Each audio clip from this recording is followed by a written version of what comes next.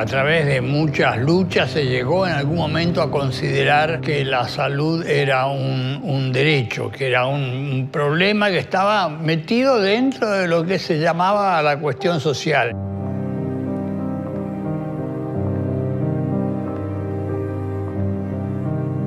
Para hablar del derecho a la salud habría que comenzar por, en todo caso, preguntarse qué es lo que uno define como salud, qué es lo que se define como enfermedad. Ya creo que nadie discutiría que la salud o la forma en que se desarrollan los procesos de salud, enfermedad, cuidado en poblaciones enteras y en cada persona individual son un proceso que solo se comprende en el contexto general del funcionamiento de la sociedad.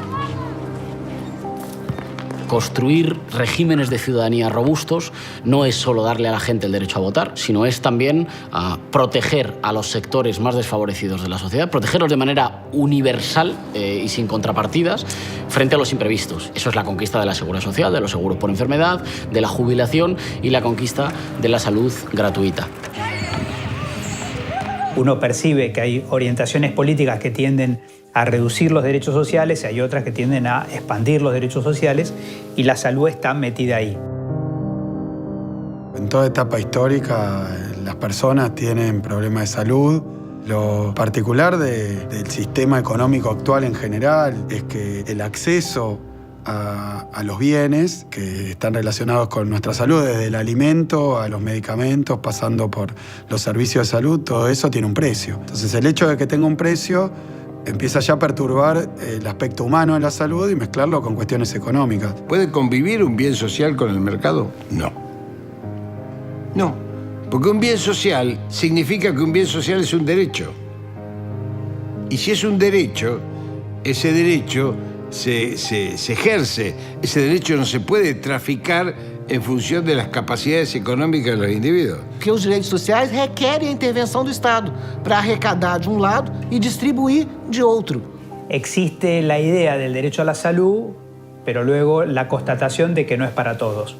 ¿En qué momento se naturalizó que hay distintas respuestas para distintas poblaciones?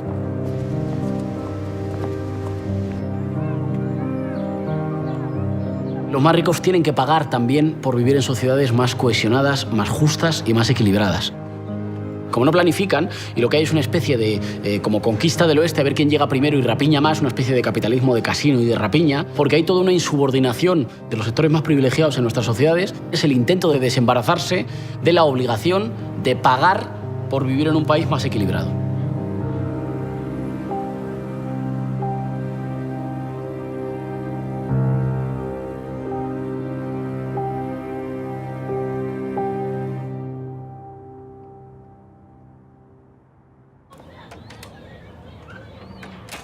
Lorena Barrienuevo, soy de acá de Fátima, tengo 25 años, tengo una nena de 5 años, se llama Zaira, soy madre soltera. ¿Vamos, gordita? ¿Vamos para el fondo? Vos sos gordita. Es un ratito más y ya está. Vos sos gordita, decir. Fuimos hacia un camping con mi familia y justo ese día era la primera vez que dormía en una carpa. Me agarró un dolor que no podía dormir. Pensaste que tenía que ver con cómo habías dormido. Pensé que era por eso. Es más, ese día dije, nunca más duermo en una carpa. Bueno, ese día me fui al hospital, me fui al Pena, porque sí, yo soy monotributista y la obra social me queda re lejos. No podía caminar mucho porque me agitaba. Y me dicen que tenía líquido en un pulmón. Y que me tenían que internar porque tenían que ver que era eso. Por tener obra social que no me podían tener en el hospital. Que eso se tenía que hacer cargo de la obra social. Me mandaron para al hospital Ramos Mejía.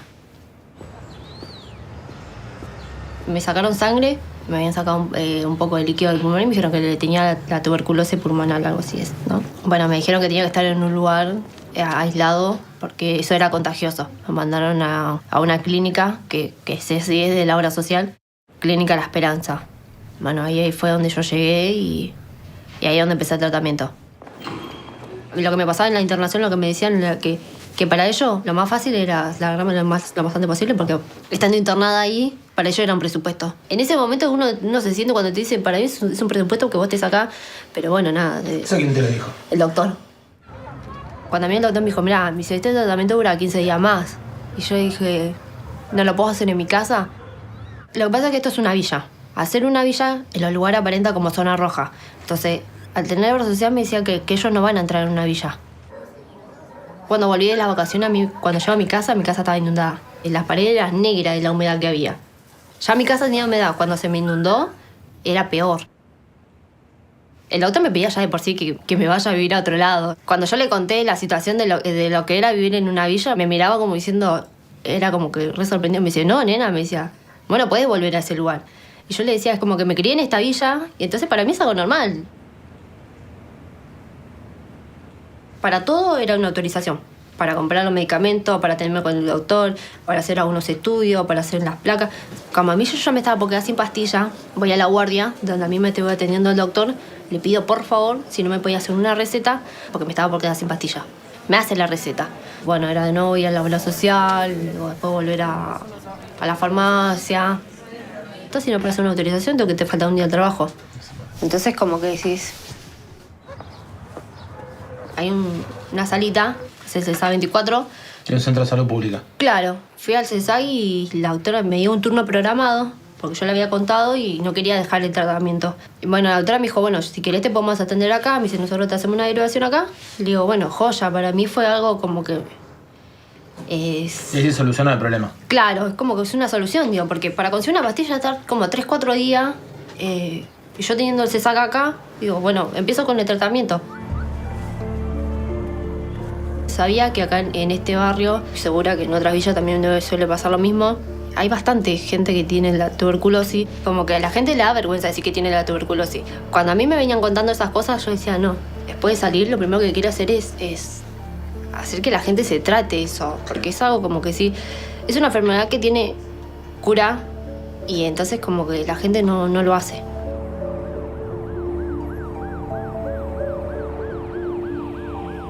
E o que a gente encontrou como principal evidência da discriminação é a situação de peregrinação. Ou seja, a pessoa chega num hospital público, a partir desse momento, se fosse realmente um direito assegurado de cidadania, ela estaria sob responsabilidade do Estado. Poderia não ter o atendimento ali, mas ser levada para outra parte, o que seja. Não, aqui se diz, aqui não tem um médico especialista nisso. E ela então começa a peregrinar de um hospital ao outro como uma trajetória de sofrimento pessoal y no una responsabilidad del Estado. Por un lado está el derecho a la salud en el sentido más amplio, o sea, el derecho a gozar de las condiciones de vida necesarias para el mejor estándar de salud posible, para no morir de enfermedades evitables, etc. Y por otro lado está el derecho a las prestaciones médicas, a la asistencia médica en salud. Lo que se enferma es el cuerpo de las personas y el cuerpo tiene una significación social, tiene funciones sociales. Es un cuerpo que trabaja, es un cuerpo que hace el amor y un cuerpo que lucha. Estos tres aspectos generalmente no son tomados en cuenta por la medicina dominante o la medicina hegemónica. Cuando el médico lo atiende a usted, está produciendo un hecho que ya, o tratando de controlar un hecho que ya se ha producido sobre su organismo. Mientras que la medicina y la salud, si el paradigma es correcto, debe preservar la salud. Esto es importante entenderlo, porque si no, el paradigma que intenta instalar el neoliberalismo es el paradigma de la atención de la enfermedad. Entonces, cualquier gobernante en cualquier lugar del mundo dice: estamos inaugurando un centro de salud, cuando en realidad está inaugurando un centro de atención de la enfermedad. Esto tiene una larguísima historia. Empezó con una famosa disputa histórica entre Pasteur y Koch, por un lado. Pasteur era el médico francés que había descubierto, digamos así, los microbios, y Koch había descubierto nada menos que el bacilo de Koch, el que producía la tuberculosis, según él. Y después apareció otro personaje, otro alemán, Virchow, que era anatomopatólogo, pero que además de ser anatomopatólogo, era un gran militante social, era un hombre que peleaba por la gente. Y entonces lo que él decía era, lo de los microbios tiene poca importancia. Esto después lo repitió muchos años después Ramón Carrillo. lo que importa es que la gente come mal, se fatiga mucho, trabaja en condiciones insalubres, y eso es lo que produce la enfermedad. Si tenían razón Pasteur y Koch, para curar la enfermedad de la tuberculosis había que matar los bichitos. Si tenía razón Virchow, había que crear condiciones sociales diferentes. Y esta fue una polémica que duró hasta el día de hoy. Y la pelea la ganaron Pasteur y Koch, por supuesto, y en consecuencia surgió la fenomenal industria de medicamentos que padecemos hasta la actualidad. ¿Cómo fue con Carrillo y con Perón en la Argentina? No existía Ministerio de Salud. Tanto es así que hay una frase muy graciosa donde Carrillo le dice, ¿cómo voy a ser ministro si no hay Ministerio de Salud, general Perón? Y Perón le dice, ¿se da cuenta? Hay un ministerio para las vacas y no hay un ministerio para los hombres. Carrillo plantea 3 ejes centrales. El mejor plan de salud es agua corriente y cloacas. Los virus y las bacterias son pobres causas de enfermedades al lado de la miseria, la pobreza y la exclusión social. Y si la investigación científica, tecnológica, destinada a la salud no está al servicio del pueblo, no sirve para nada.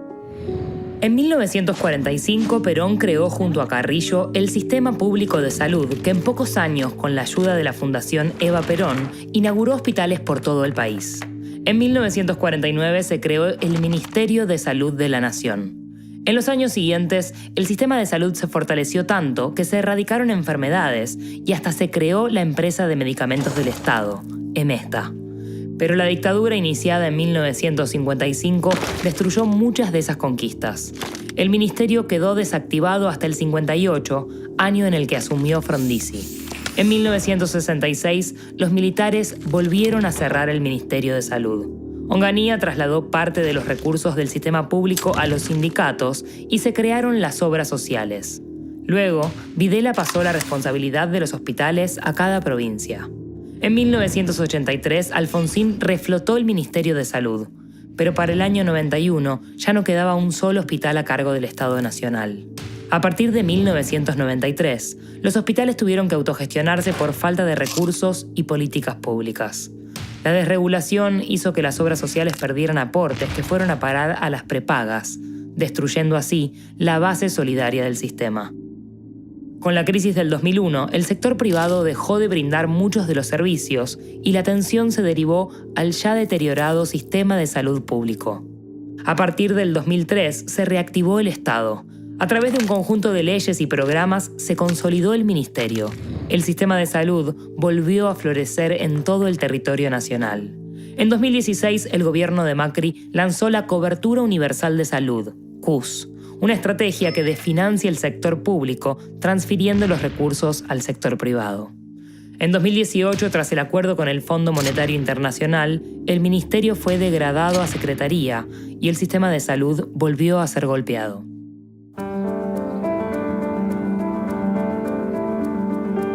¿Cuál es el quantum de derecho a la salud que vos tenés? Se está moviendo todo el tiempo. Hay políticas que tienden a generalizar el derecho de que cada uno acceda al servicio que necesita de acuerdo a su condición y necesidad y no de acuerdo a su capacidad de adquirirlo en el mercado. Este modelo liberal de cidadania, ele não entra na cidadania social. O direito social não existe desse ponto de vista e deveria ser resolvido no mercado. Habermas dijo, el proyecto neoliberal tiene alguna posibilidad de imponerse si encuentra una sociedad dividida en 2 fragmentos que a la vez produce.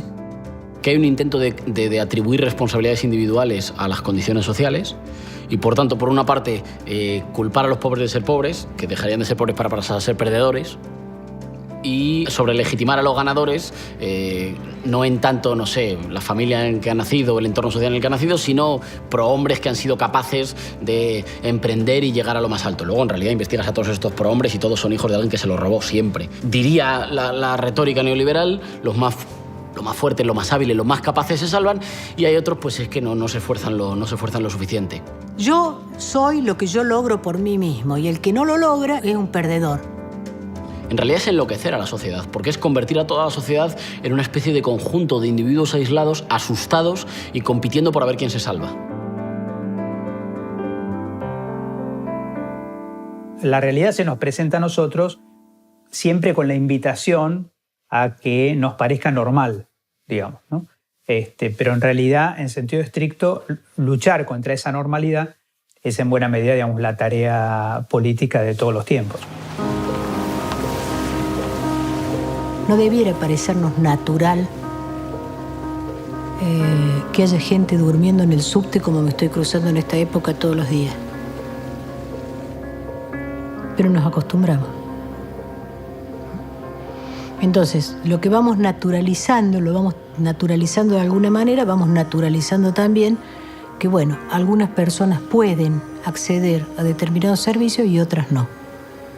Una vez que hacemos eso, el neoliberalismo acabó con nosotros. Quiere decir, acabó con aquello más valioso que tenemos como sujetos en términos de lo común, lo comunitario, la posibilidad de generar vínculos solidarios, la posibilidad de generar confianza en el otro y obviamente la posibilidad de sentir que estamos en una sociedad que es como una red que nos protege si caemos. Entonces, en una sociedad sin red, del sálvese quien pueda, lo que prima es el miedo. No hay democracia, no hay régimen de ciudadanía si la gente tiene miedo al mañana. Y los estados del bienestar fueron la gran conquista para que la gente de origen humilde viva sin miedo. Y un componente central de vivir sin miedo es el derecho a la salud y el derecho al propio cuerpo.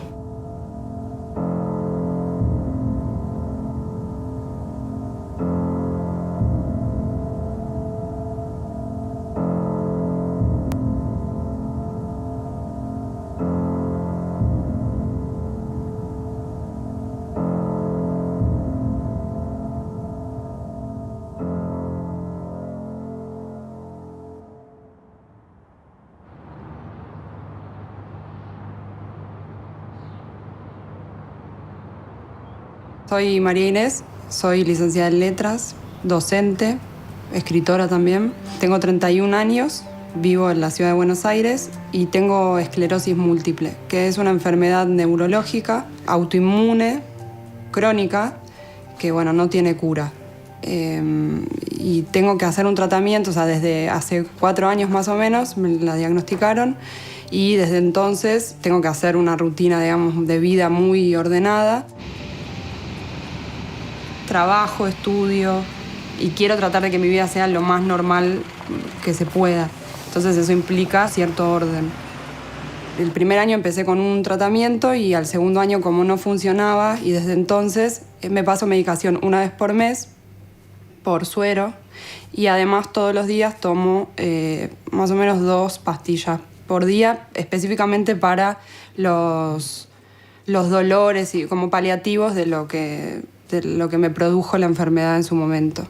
Y además, por las lesiones que tuve en un primer momento, tengo ciertos tratamientos que ir haciendo a veces. Como la enfermedad es muy imprevisible, también es imprevisible los síntomas. Todo mi tratamiento lo hice en el Hospital Ramos Mejía, es un hospital público, pero sin embargo todos los estudios, resonancias, la punción lumbar que me tuvieron que hacer, análisis de sangre, todas esas cosas las hago por fuera. Yo tengo un trabajo en relación de dependencia y derivo mis aportes de la obra social a una prepaga. Entonces, tengo como un tratamiento mixto. En mi neuróloga, que es especialista y muy recomendada, atiende en el hospital público y todos los otros tratamientos, los hago por la prepaga, en lugares privados, en clínicas privadas.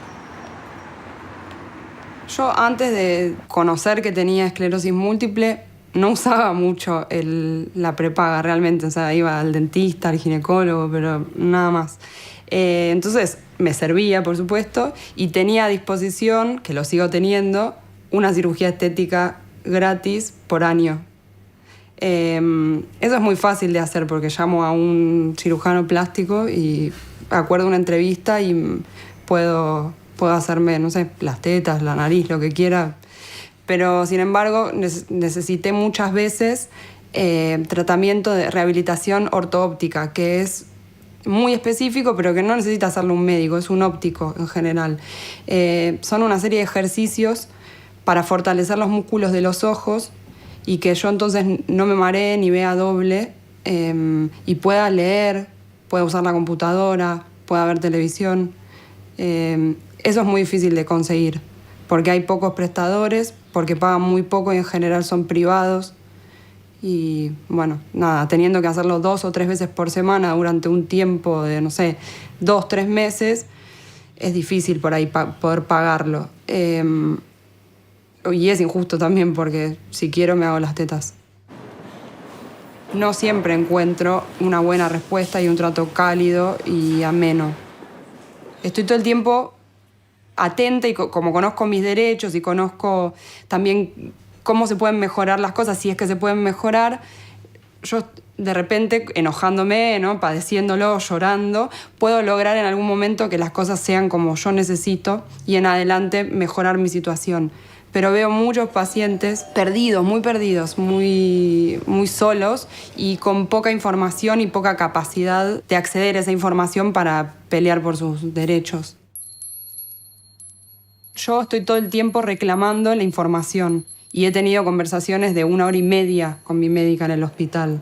Mi médica no puede atender en el lugar privado pacientes que no se tratan la enfermedad en ese lugar, que tiene sus beneficios, digamos, porque tiene una hotelería mejor, pero en realidad yo hasta entonces, teniendo una prepaga, prefería ir al hospital, pagando igual o sea, pagaba al hospital.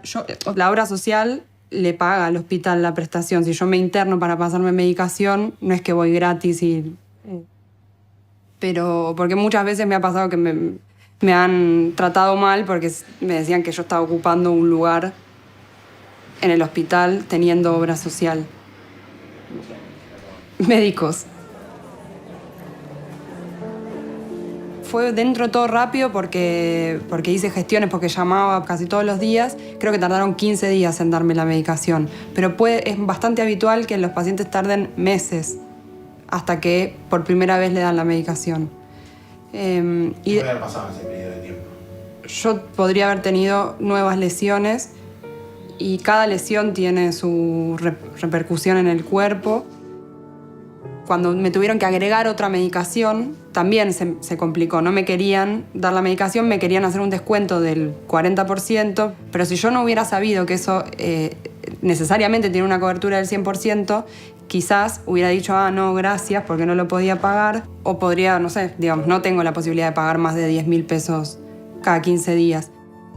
Yo pienso que tengo un poco de suerte, digamos, dentro de la mala suerte, que es que tengo una enfermedad que tiene una prevalencia muy alta en países nórdicos, que son países donde hay mucha plata, son países ricos. Y entonces hay mucho dinero también destinado a la investigación. No sé, pienso, si tuviera Chagas, estaría un poco más complicada. ¿Y por qué pensás que te ponen esa traba, que tenés que vencerla, demostrar que realmente estás enfermo, que tenés que pelearla? Porque está pensada la salud como un negocio y entonces, claro, yo salgo, no sé cuánta plata salgo por mes. A veces pienso que, no sé, voy a decir algo que por ahí no suena muy bien, pero a veces pienso que les conviene venir y, no sé, matarme, qué sé yo, porque la verdad es que les salgo muy caro.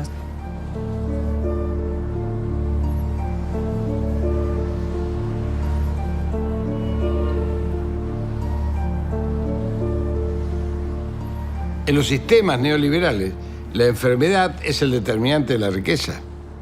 Es aquello que que le va a permitir a las multinacionales de medicamentos, a las multinacionales tecnológicas, a aquellos que ejercitan la medicina como un servicio de lucro, ¿no es cierto?, aumentar sus capacidades en la medida que haya enfermos. Hay un premio Nobel inglés, Sir Richard Roberts, que premio Nobel del año 1993, en donde él fundamenta claramente por qué la industria farmacéutica piensa más en sus ganancias que en curar las enfermedades. Por eso siempre decimos que el sistema no nos necesita en etapas neoliberales ni muertos ni sanos, no necesita enfermos. La salud como mercado, la salud como producto, se basa, por un lado, en un alto consumo de medicamentos, en un alto consumo de aparatología, donde tiene, por un lado, los estados como compradores, por ejemplo, de vacunas. Eventualmente puede suceder que nos vacunen de cosas que no necesitamos. Y por otro lado, tiene mercados de seguros que van comprando estos servicios según la capacidad de acceso de cada una de las personas de acuerdo a su lugar en el estrato social. Todo este ensamblaje, o esta, diría yo, corrupción que produce sobre el sistema de investigación, comienza hacia la década del 80. Con el gobierno de Ronald Reagan sobreviene una serie de leyes que lo que antes había que hacer por separado, el investigador científico y el laboratorio de producción por otro lado, lo pone en una misma lógica y la lógica termina siendo un fin mercantil. A partir de esta ley se empieza a cooptar todo el sistema. ¿Por qué? Porque los mismos que investigan empiezan a ser pagados por los laboratorios. Y esto, que era inmoral desde el punto de vista científico, pasa a ser parte de lo que luego se naturaliza, pasa a ser parte de lo que es normal. Si un individuo tiene un derecho, ese derecho tiene un marco legal, un marco constitucional y además está ejercido sobre un bien social. Bueno, ese bien social tiene que tener accesibilidad y universalidad. Si a eso le ponemos un precio al cual no accede la población, estamos limitando un derecho, que es el derecho a la salud, ni más ni menos. En una sociedad, los derechos sociales rigen para el conjunto o son privilegios.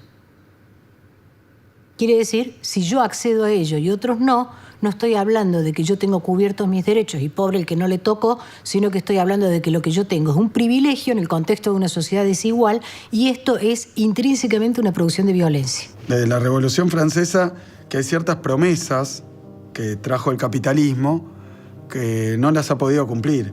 Pues la Revolución Francesa se planteaba, está bien, ahí está el mercado, llegó el capitalismo, pero los principios que vamos a tratar de hacer cumplir son libertad, igualdad, fraternidad. Y a medida que el capitalismo se desarrolla, avanza y pasa el tiempo, resulta cada vez más obvio que un mercado todopoderoso en realidad es absolutamente contradictorio con estos principios básicos. No hay ni libertad, porque si uno no puede acceder a los bienes, ¿libre de qué? Si no puede comer o no puede curarse. La igualdad, claramente, con el proceso de concentración de los ingresos, parece cada vez no más difícil de alcanzar, sino cada vez más atrás y más lejana. Y la fraternidad es un valor que el mercado que no garpa, no vende.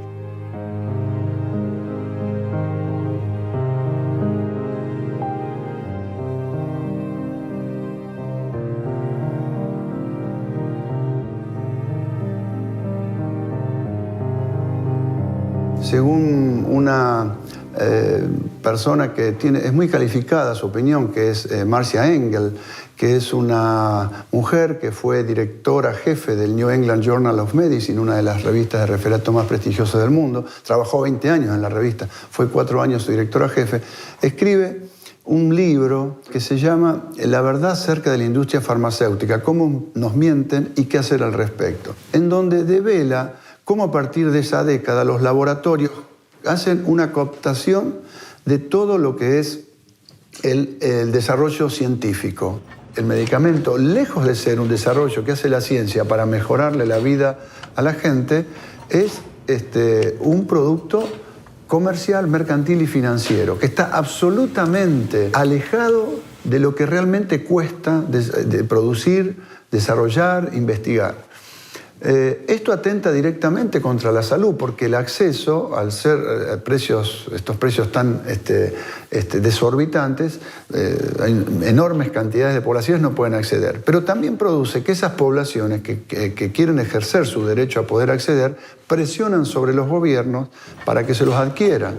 Lo otro que desentraña Marcia Engel es que existe una mentira absoluta a la hora de decir cuánto se gastó en esta investigación. Entonces, ella demuestra que un laboratorio dice, he gastado $800 millones para investigar esto, y en realidad gastó $100 millones, o menos aún. Pero carga todo como si fuera costo de investigación, para luego fijar precios que son inaccesibles. Y eso es el papel del Estado, no como el factor fundamental de la producción y la propiedad de los bienes, pero sí por lo menos como una empresa testigo que tenga algún papel y alguna capacidad del Estado de por lo menos acceder a los saberes vinculados a esas producciones. Lo que quieren hacer es que el Sistema Nacional de Salud Pública sea subordinado a la prestación de servicios de lujo para aquellos que puedan pagárselo. No se trata de eliminar la seguridad social ni la salud pública. Se trata de mantenerla como la reserva de todo aquello que no es rentable.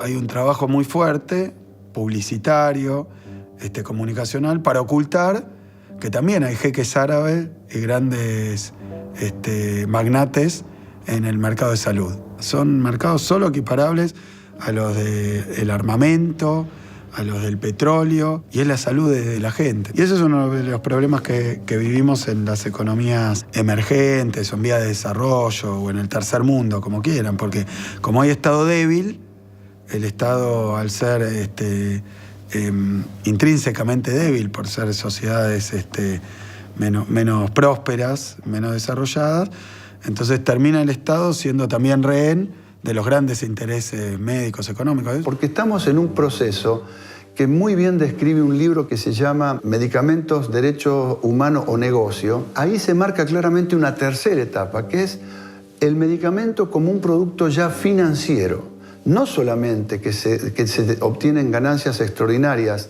falseando lo que costó desarrollarlo, investigación, desarrollo, etcétera, sino que se pasa una etapa en la cual ese medicamento forma parte de una empresa que cotiza en bolsa y mientras más caro pongo el medicamento, más voy a cotizar en bolsa porque las ganancias extraordinarias van a ser mayores. Fíjense que hay medicamentos que en estos momentos valen $2,80 si uno hiciera el costo real de investigación, desarrollo y producción, y se venden a $1.000. Es decir, hay 33.000% de ganancia.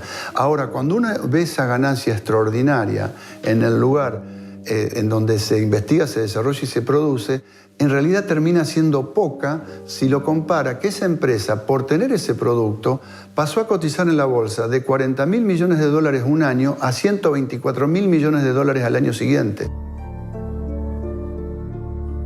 Cuando el medicamento se transforma en el eje de la vida, estamos en un problema. ¿Y el eje de la vida cómo se transforma en el eje de la vida? Se adopta como cultura. Pareciera que en la vida moderna, en la vida de la sociedad de consumo, nadie puede vivir si no es tomando un medicamento. Y cuando a alguien lo medican, le están poniendo un sello en la frente y ese sello en la frente queda de por vida. O sea que ese laboratorio ya sabe que de por vida lo va a tener a usted como cliente cautivo en un sistema de lucro mercadista y de consumo. Y el día de mañana, si ese medicamento baja de precio, porque hay mucha competencia, le va a sacar uno que le va a decir que es mejor.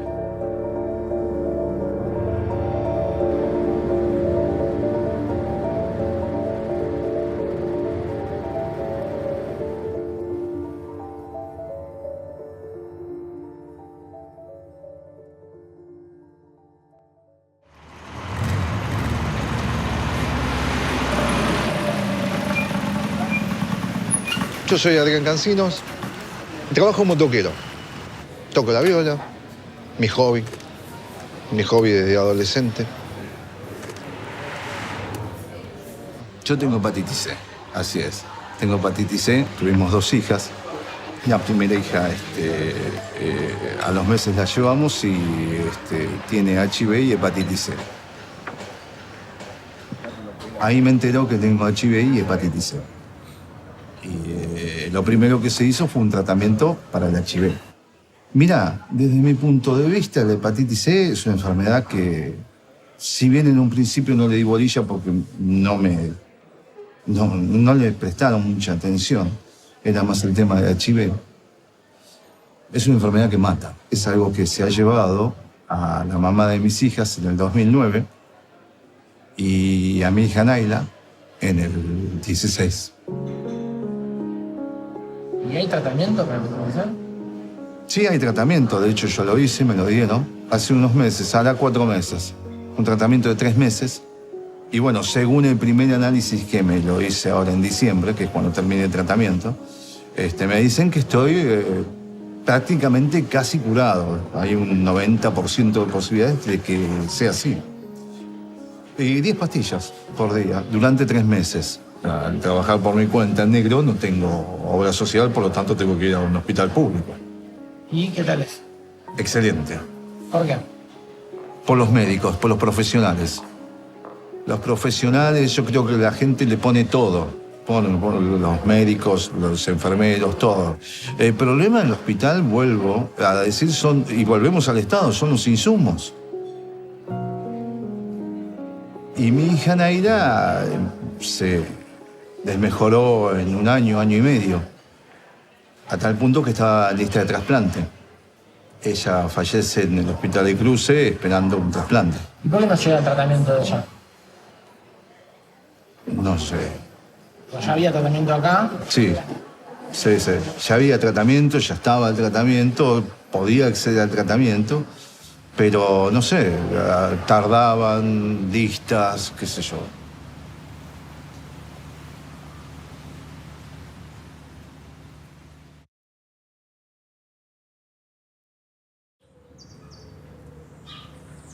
Me llaman a las 3 de la mañana que hubo una complicación. Esto nunca lo conté. Entro, no me dice nada nadie. Paso. No había médico, no había enfermera, no había nadie. Estaba mi hija atendida sin el respirador, sin nada. No hacía falta preguntar nada. Cuando salgo, me encuentro un médico en el pasillo, me dice, mire, le quiero decir algo, usted ya... Acabo de entrar, le digo, no hace falta que me digan nada. Digo, déjame. Y volví y empecé a guardar, como cuando guardé las cosas de mi mujer, en la mochila tranquilamente, mientras mi hija estaba en la cama. ¿Por qué? ¿Por qué tenés que ser tratado así, viste? Pues no tenías nadie que te contenga. Nadie, no te recibió nadie, viste. Pasaste y te encontraste con tu hija muerta y punto. Me contuvo el tipo de seguridad que me da unas palmadas en la espalda. Y el médico que me explicó un montón de cosas que yo no las movía, sentía que hablaba la boca nada más, porque mi cabeza estaba en otro lado. Yo sé que estoy curado. Por algo será que me tuve que curar, por algo será que yo estoy acá hablando, para contarles que esto se llevó a la mitad de mi familia, que esto es grave, que tomen conciencia de que esto no, que si alguien duda de que se haga el test y enseguida vean las maneras de pedir la medicación, porque la medicación no está tan accesible como la de HIV. Y no quiero que mi familia pase inadvertida como todo.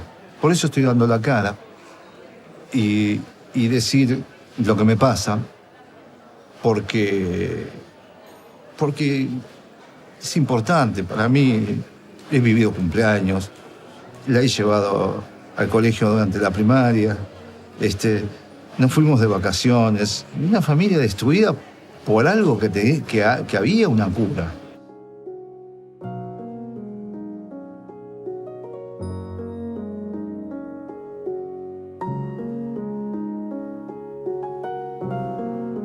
Hay un medicamento que se llama Sofosbuvir, que es para curar la hepatitis C. Es un medicamento que realmente cura, a diferencia de otros que pueden mejorar una situación clínica, que pueden estirar la vida. Este es un medicamento que realmente cura y cura en poco tiempo, ¿no? Aproximadamente 3 meses, una persona que tenía una enfermedad que de evolucionar es mortal, se cura y se olvida el problema para siempre.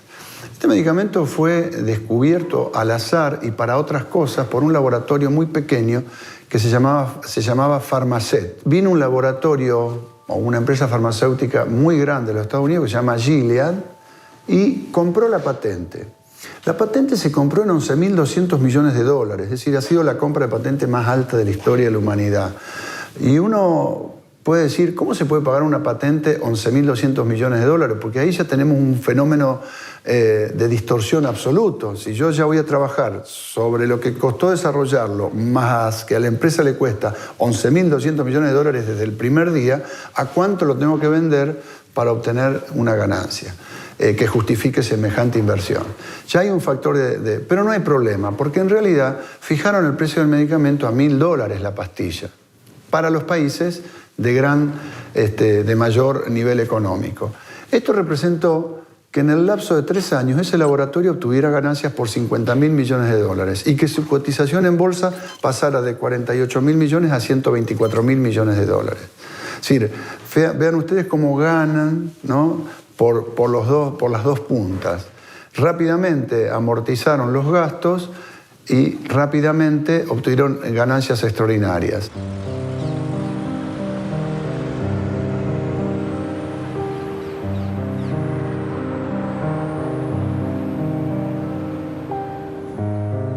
En la década del 90, las empresas de medicina prepaga no cubrían SIDA, porque la consideraban una enfermedad de adquisición voluntaria. Y habían encontrado la grieta por donde sacarse de encima un costo. Los sistemas solidarios son muy sencillos. El que más gana aporta por el que menos gana. El que es más joven aporta por el que es más viejo. Y el más sano aporta por el que está más enfermo. Cuando a las personas, al conjunto de la sociedad, se la opera a través de los medios masivos de comunicación, en función de abandonar los sistemas solidarios y pasarse a los sistemas de lucro, se está produciendo lo que se llama un descreme. Ese descreme rompe los sistemas solidarios. Uno termina encontrando una sociedad, primero, insolidaria, ¿no? ¿Por qué? Porque si yo no quiero ser un perdedor, tiene que haber otro por abajo mío. Yo solo me puedo considerar un ganador cuando hay otros que están por abajo mío.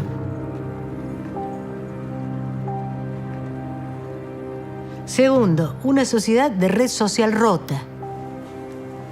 Una de las cosas que necesita, creo que Habermas lo sabe, el que necesita este modelo es que el otro me aparezca potencialmente como un enemigo, como un competidor o como un enemigo. ¿Por qué? Porque cada vez que el otro avance en un deseo, seguro que me está robando algo a mí. Y el paso más grave de esto es que una vez que se separa un sector de la población que es perdedor absoluto, hay que reconocerlo como no semejante. Hay que reconocerlo como no sujeto de derechos, hay que reconocerlo, como diría Judith Butler, como vidas que no merecen ser lloradas. Entonces ya no tenemos únicamente gente que tiene distintas posibilidades de acceso en su derecho a la salud y a la vida, sino que tenemos también personas cuya vida vale menos que la vida de otras y cuya muerte afecta menos que la vida de otras. Y todos los días nos están bombardeando para que pensemos así.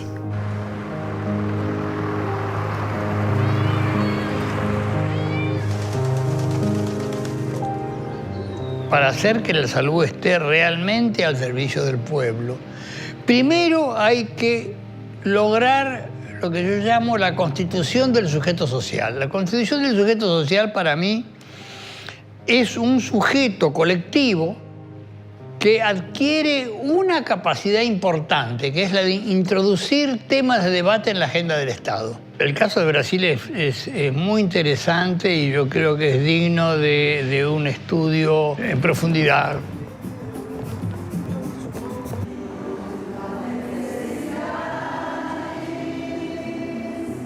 Eu creio que talvez se possa afirmar que no Brasil houve uma incorporação dessa consciência de ter direito à saúde. Do ponto de vista de política pública, o Sistema Único de Saúde significou uma grande mudança, né, de orientação do ponto de vista dos direitos sociais no Brasil.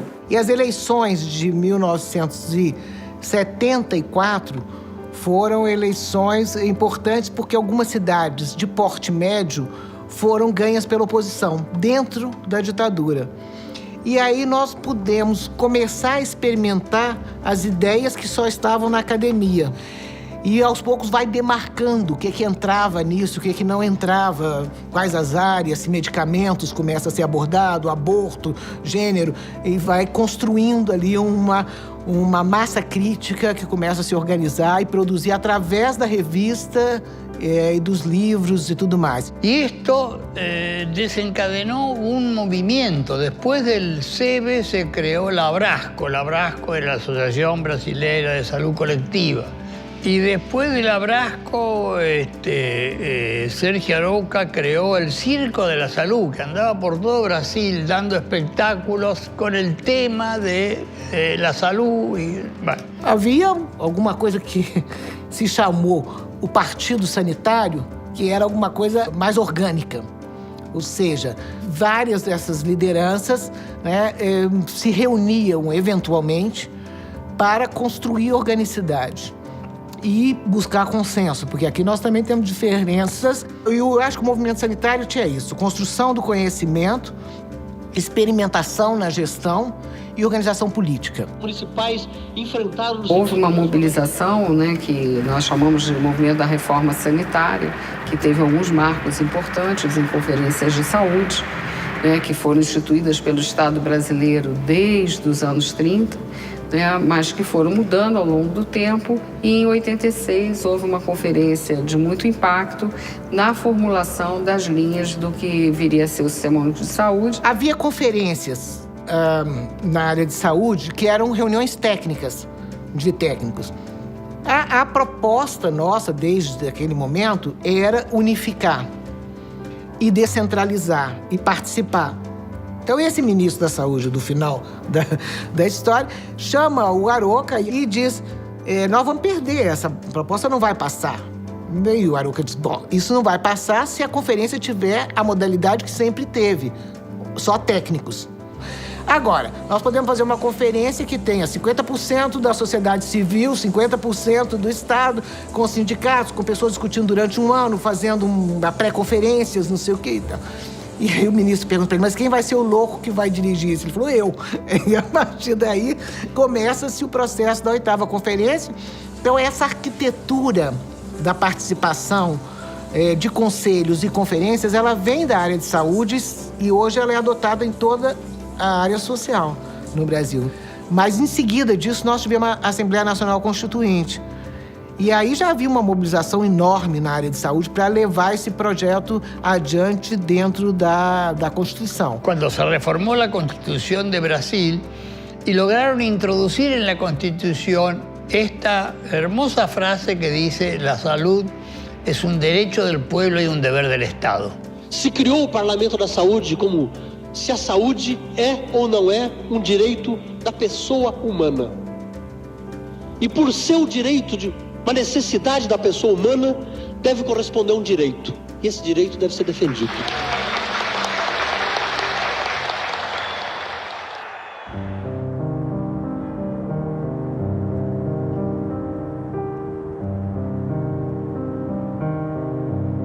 El Estado existe no solamente porque hay problemas, sino porque hay soluciones. No se construye, digamos, un rol del Estado si el problema no viene acompañado, digamos, de cierta respuesta que la población identifique como la tecnología, en el sentido más amplio de la palabra, que le va a dar respuesta a ese problema original. Que el proyecto privatizador es un proyecto que no se puede hacer cargo del conjunto de la prestación del servicio de la salud en nuestro país. Solo se quiere hacer cargo de las partes que le dan beneficios muy rápidas, de las pruebas médicas, de las cosas que puedes cobrar y facturar muy rápido, pero que no implican las grandes, digamos, las grandes inversiones, no sé, en maquinaria, en aparatos, en formación. Eso lo quieren relegado al sector público.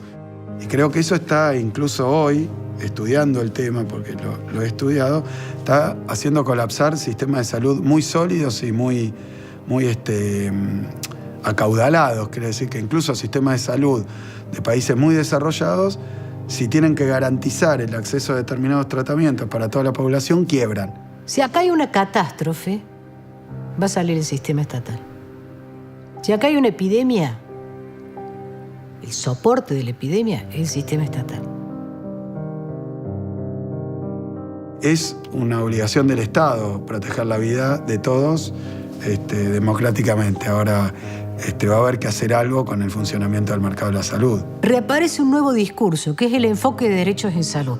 Nadie te va a decir ahora que no está de acuerdo con la palabra derecho a la salud. Ahora, lo que entienden por derecho a la salud, ahí es donde tenemos que entrar a discutir.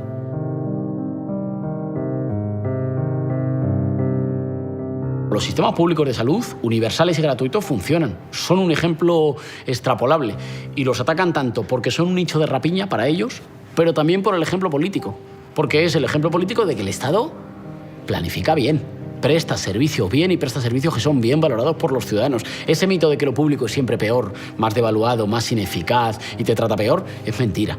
El Estado funciona bien. Cuando el Estado está presente, el acceso a la salud es más equitativo, más eficiente, más eficaz, es más barato. El neoliberalismo es un inmenso desorden. Es un inmenso desorden en el que la lucha por la rapiña de los privilegiados por apoderarse de más trozos de la renta nacional, por despedazar al Estado y por apoderarse de más parte de la riqueza colectiva, nos sume a todos en una especie de caos que durante un tiempo ellos nos pueden representar como una especie de avance, meritocracia e innovación, pero que en el fondo es el Digo, esto no es nada moderno. Esto es el feudalismo. Dicen que en el país de los ciegos el tuerto es rey. Yo diría, y ni hablar de si el Estado además puede ver con los dos ojos de qué se trata el sistema de producción y distribución de los medicamentos. Me parece que es importantísimo, y si pierde esas capacidades, entonces se van a perder esos derechos.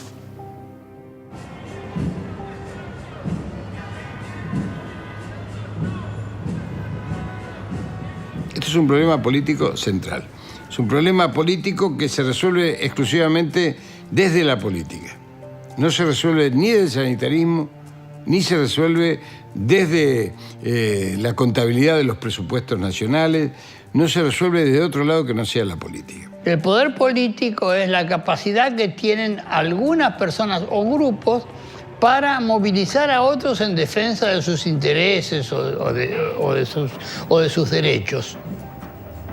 Una vez lograda la transformación, si se desarma el grupo, perdemos. Es decir, hay que mantener ese sujeto social, tiene que transformarse y mantenerse para garantizar que las cosas sigan funcionando como tienen que funcionar. La derecha en general vende sociedades sin conflicto, porque el conflicto lo que quiere es que lo libremos uno a uno. O sea, lo que no quiere es que estemos juntos. Creo que el reclamo del derecho a las prestaciones médicas, a los cuidados de la salud, es un reclamo respecto al cual no debemos dejar que se reduzca al dolor individual de cada familia. Tenemos que construir formas colectivas de reclamar por el acceso a las tecnologías y a los derechos que nos corresponden.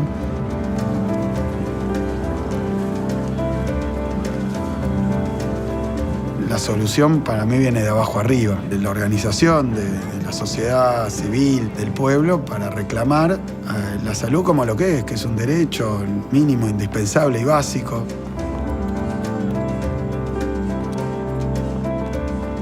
Si la victoria del neoliberalismo ha sido la fragmentación, la victoria del campo nacional y popular en la salud también debe ser el proceso de unidad en políticas de Estado.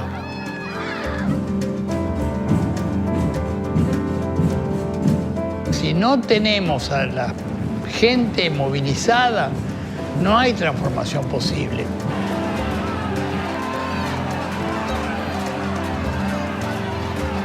La discusión central es una discusión sobre la democracia, sobre a qué tiene derecho alguien por ser ciudadano de un Estado. El derecho a tener patria, el derecho a tener un país, el derecho a pertenecer a una comunidad que cuida de los suyos.